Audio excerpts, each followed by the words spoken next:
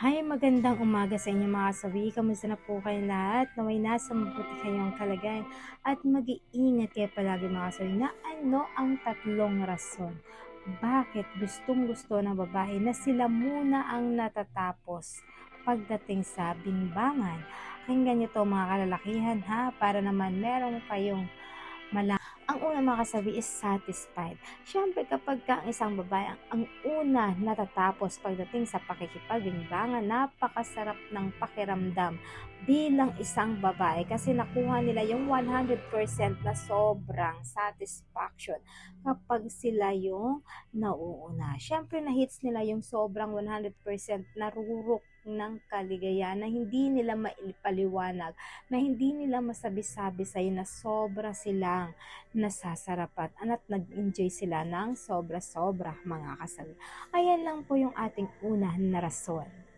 Ang pangalawa mga kasawi is super duper masarap. Ayan. Bakit nga ba nasasabi nila ang ganito mga kasawi? Siyempre, ang isang babae kapag once na sila ang pinapauna ng isang lalaki, alam niyo ba iba yung pakiramdam bilang babae? Kasi feeling nila kapag sila yung nauuna, so ibig sabihin may chance na talagang sobrang sarap sa pakiramdam.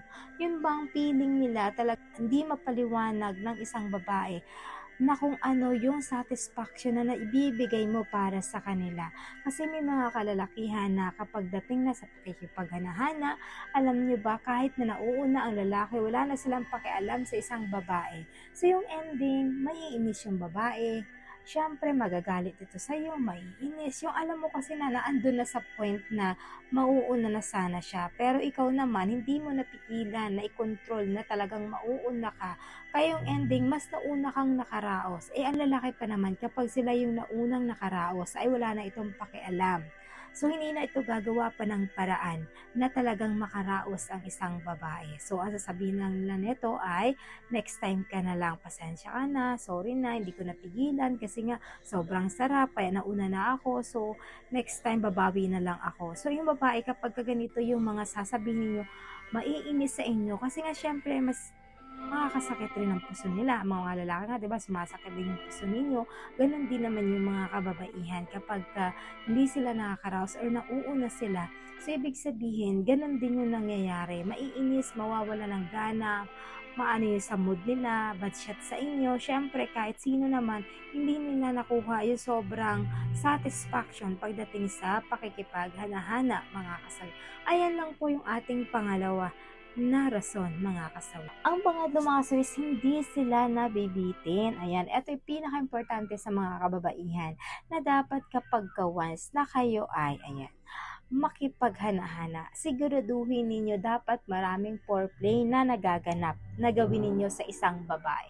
Kasi yung mga kalalakihan, napakadali nilang, ayan, makaraos. Lalo kapag sila ay nagyayana sa inyo, ng init na yan. Alam niyo ba, kahit konting foreplay lang sa isang kalalakihan ay mabilis kayo na may iel.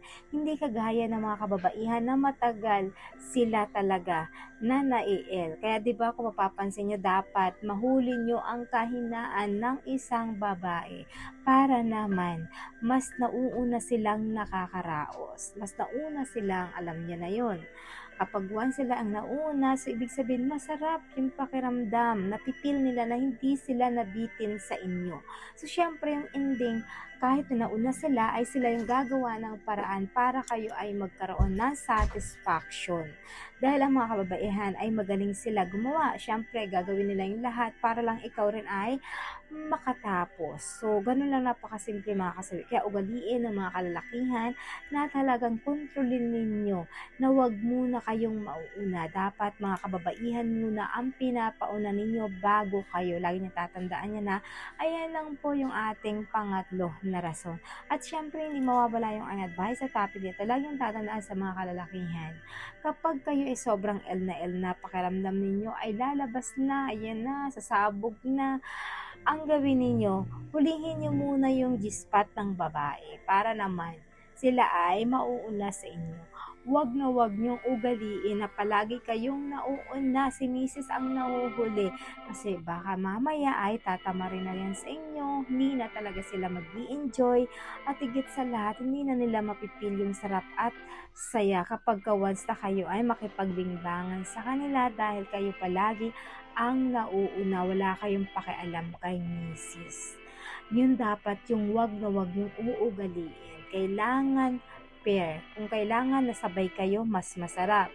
Kung kailangan na siya ang mauna, mas maayos, 'di ba? Mas mainam para naman mas masatisfied si misis sa ganitong sitwasyon, mga kasawi.